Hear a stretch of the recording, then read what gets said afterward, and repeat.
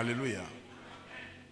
Tutaanza zungumza leo, somo inasema milango 12 ya wana wa Israeli. Leo tunaanza milango 12 ya wana wa Israeli.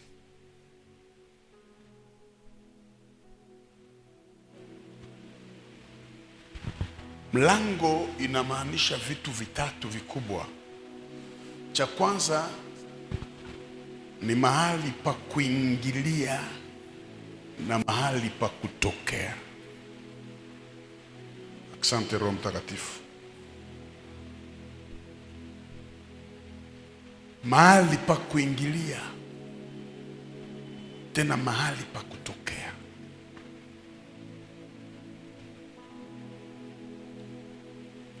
Jambo la pili, mlango ni kiziwizi cha kukamilisha mwizi au mtu kawaida. Sijui nitumie Kiswahili gani pale, lakini iko wazi. Mlango ni kiziwizi. Tapenda hii somo iwekwe vizuri sana, cha kuonesha mwizi au mtu kawaida. Kwa tafsiri nyingine, mtu kawaida anagonga mlango, lakini mwizi anafanya nini? Anabomoa. Yes.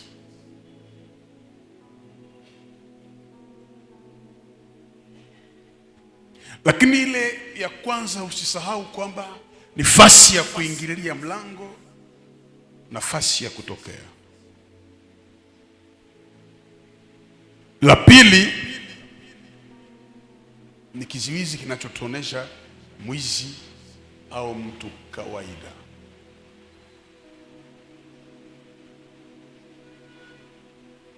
Jambo la tatu, mlango ni picha ya kila familia. Mlango ni picha ya kila familia. Mtatafsiri vizuri.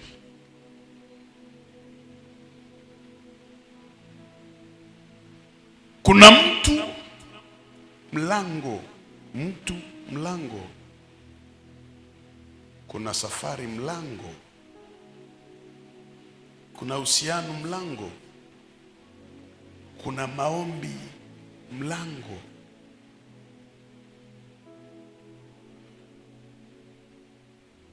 Mlango ya Goma haiko kupoo.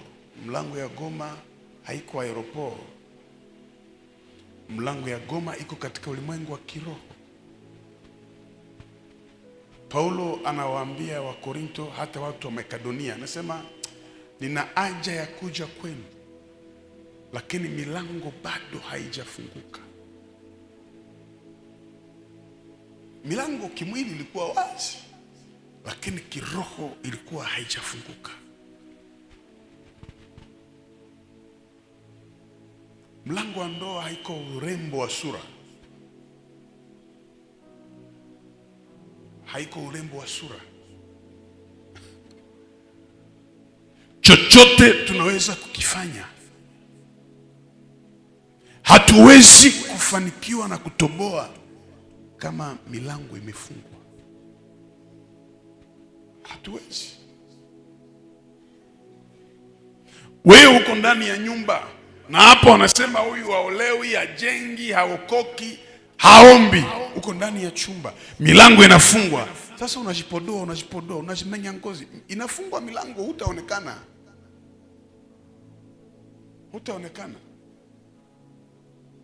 Diplome iko, lakini iko nyuma ya mlango.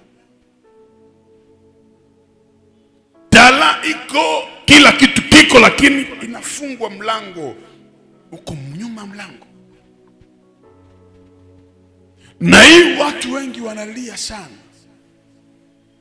Hata wahubiri wanatumia ile kinywa. Wahubiri wanasema acha niombe mlango, na wanampa mlango, lakini hafanikiwi chochote, kwa sababu aliingia kwa mlango wa kimwili, hakuja kwa mlango wa kiroho.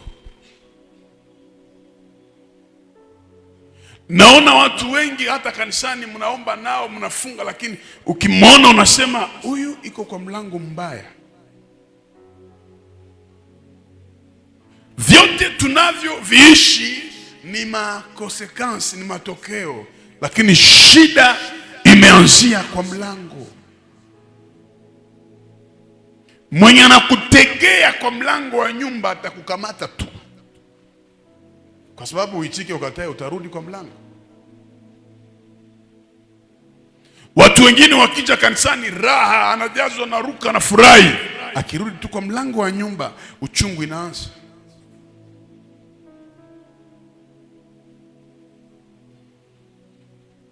Pesa zinajaa hata Goma, lakini milango ya kuifikia pesa. Na Roho Mtakatifu amenifunulia hii somo, hakika itawasaidia wengi, na nilitaka isaidie sasa watu wa Jehova Nisi. Geukia jirani, mwambie acha mihali, watu wasikusumbue. Shida ni milango, mwambie acha mihali. Shida ni mlango. Hili nimeiona kabisa. Mtu hawezi kukupa kitu kama milango haiko wazi. Roho Mtakatifu afungue milango yako. Nasema Roho afungue milango yangu na yako. Nipe amen zaidi ya kawaida. Sasa mlango ni pale ulipoingilia duniani.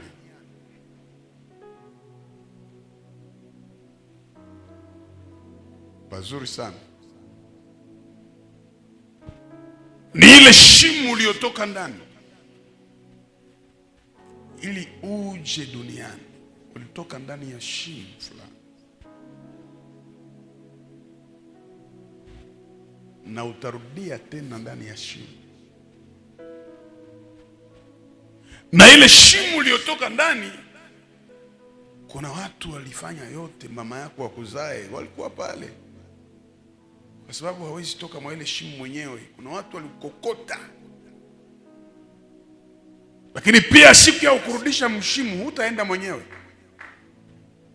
tena. Kuna watu wataenda kushindiria mwa ile shimo. Na makusudi makubwa ya shetani, anataka urudie gisu likuyaka.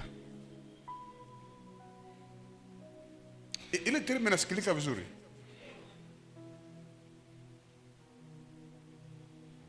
Nimetumia neno la kujiheshimu, lakini kuna watu wananisikia. Mtu ametoka kwa shimo,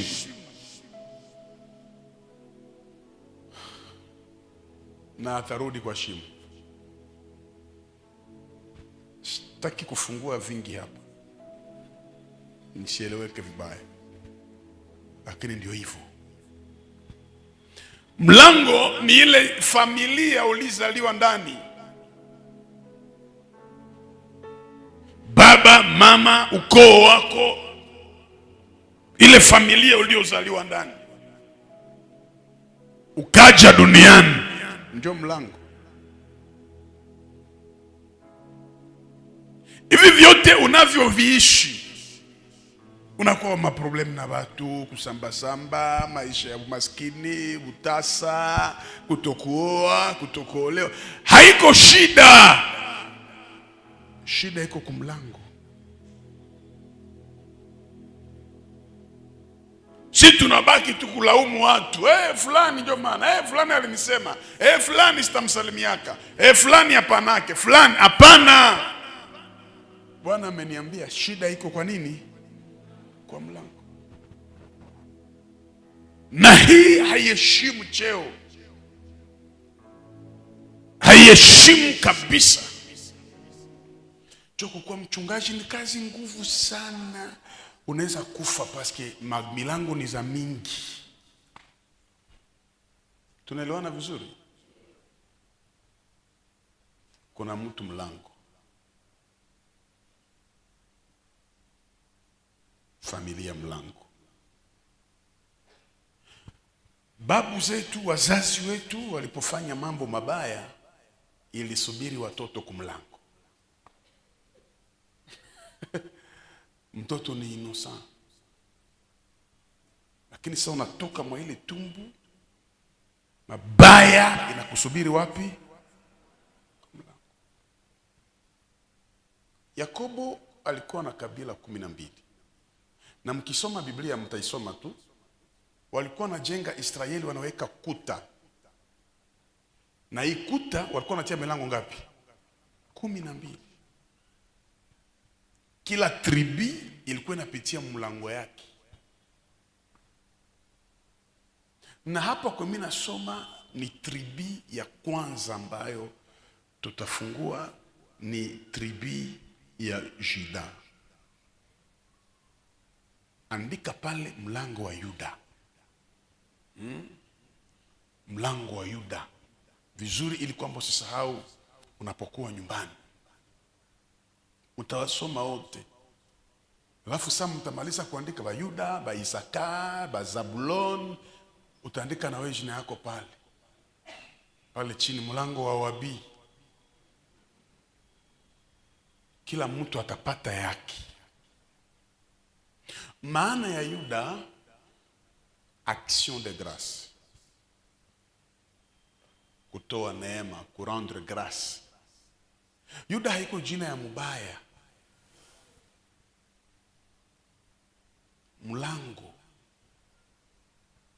ndio iko mbaya. Yuda tunajua ni mtoto wa 4 mwenye Yakobo alizaa kwa mwanamke mwenye anaitwa Lea. Alipendwa na baba. Alikuwa kijana mzuri sana. Lakini ikaenda kutokea Yuda akafanya mabaya mengi. Katika mlango ya Yuda kuna ufalme. Sema ufalme. Ile ni kitu cha kwanza, manake katika hii familia ya Yuda ufalme ipo. Lakini pia katika mlango ya Yuda mko uchungaji wa kondoo. Njo garso mwenye alikuwa na jiokipe na mambo ya kuchunga tu kondoo kwa familia ya Yakobo. Manake iko berger tena ni roi.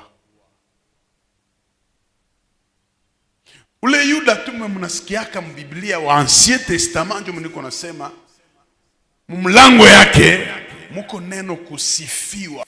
Hatafute sifa, lakini wanamsifu. Ikafikia kipindi Yuda akapanda mbegu mbaya, akazini na bibi ya mtoto wake.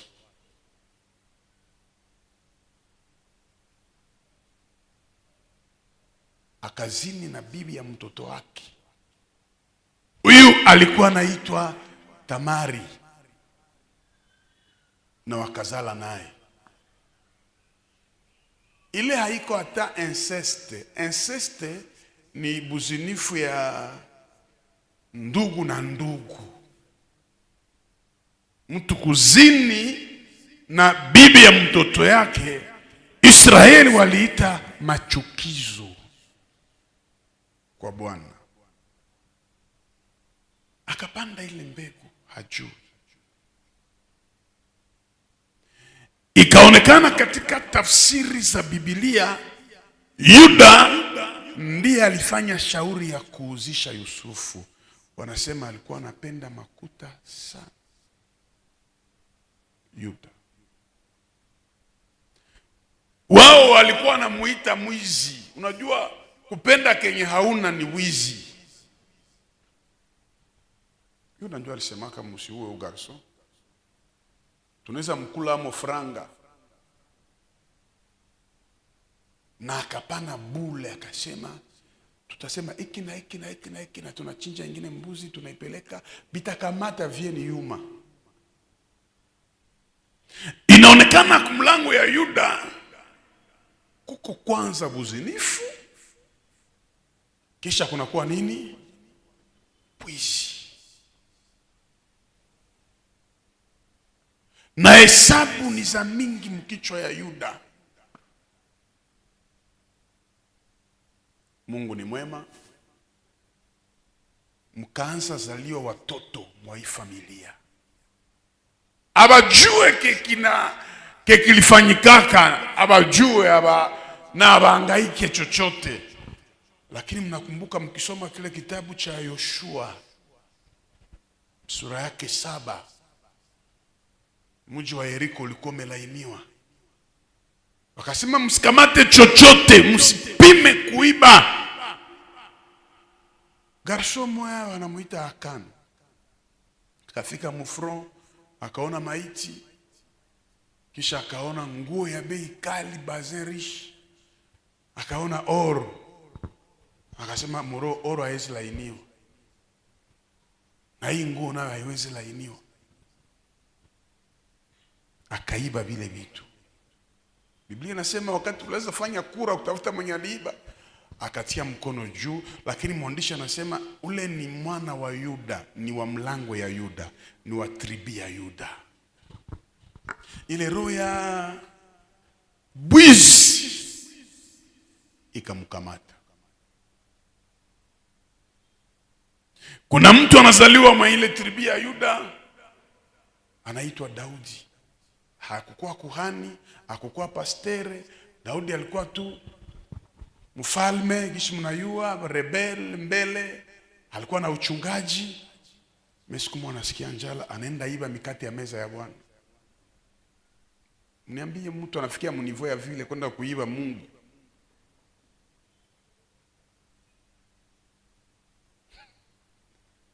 Na Mungu akamuona. Kisi Yuda naiba. Kwa sababu Daudi ni wa mlango ya Yuda. Daudi mwenye naiba njo mwenye alicheza na manguo ikatoka. Luanji ya mtu sikudanganya. Seriosite ya mtu mpresence ya Mungu isikwambie kitu. Milango ikimureklame. Daudi anaiba. Hakulomba ni makuhani. Kama alipita kae mtemple, kama alifika kae kusacerdoce, si Biblia haituambie vizuri, me akaona nikufe tu. Njo mwenye aliiba tena bibi ya Uria. Ule Daudi. Yesu anakia zaliwa mwa ile tribi. Sipale jumana tunamuitaka simba wa kabila la Yuda. Kakatala akasema mimi sitazaliwa Benjamin, sitazaliwa kwa Yuda. Na juni wa tribi ya Juda akasema nitafute tu mwingine Yuda wa kwetu. Mimi nizakuwa nawekesha mzigo. Haiko bundugu ile. Akamwambia Yuda, unaona wenjo wa kwetu wakawa na mtu jana mwekeaka franka. Bote ni wa Israeli, lakini tribi haiko sawa. Tunaweza kuwa Kongoleshi bote, lakini tuko na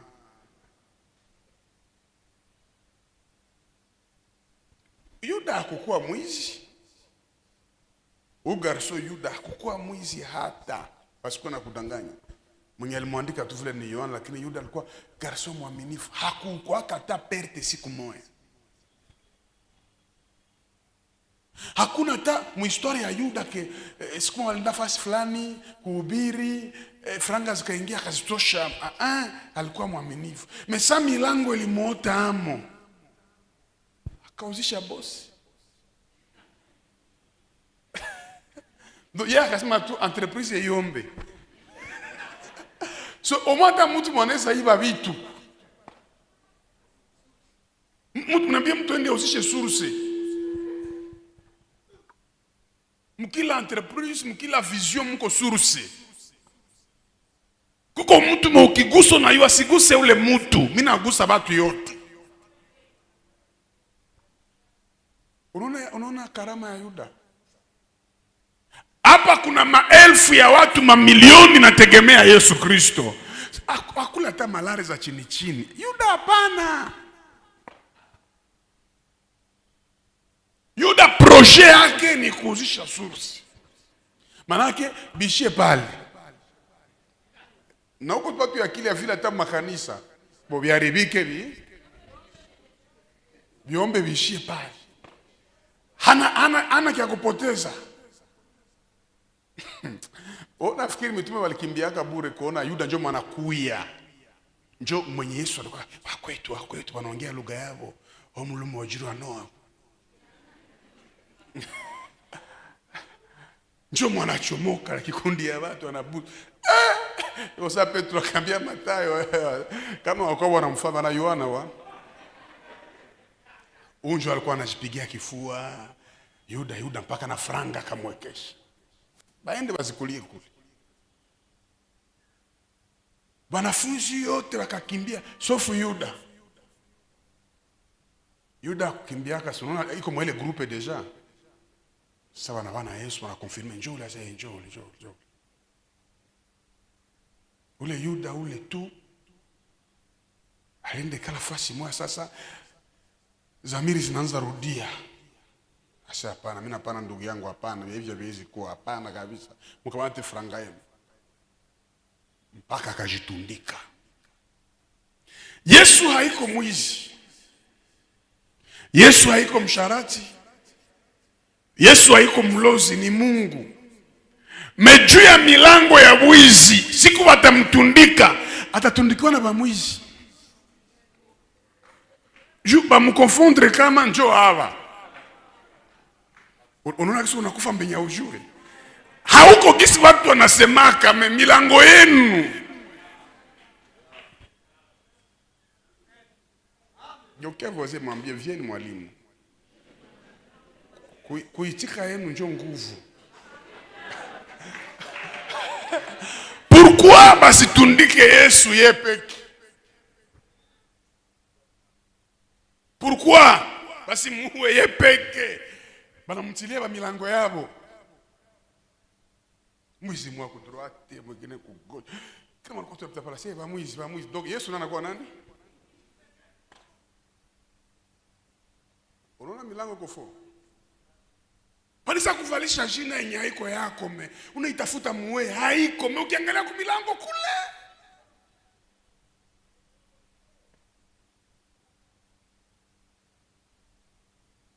Na ukisikia hata malangaji walikuwa namtukana se anakaa na wezi na makahaba. Milango yao ya Yuda muko makahaba na muko. Uliza wazee, uko wa milango gani unatusumbua hapa?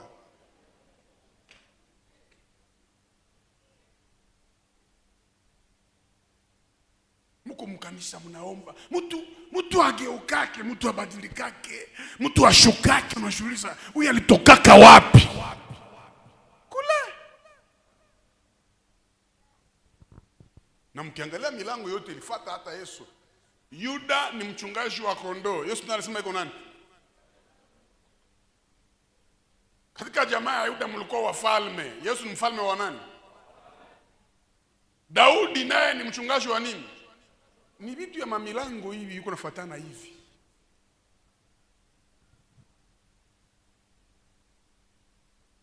Njoo pale mnataka olewa, usipupe wewe bwanangu kama favori. Acha vile, tafuta kujua milango ya kwao na bwanako. Utafute kujua unatengia mlango gani. Ule mwanamke mnataka enda oa, unataka ijiletea nini mu maisha?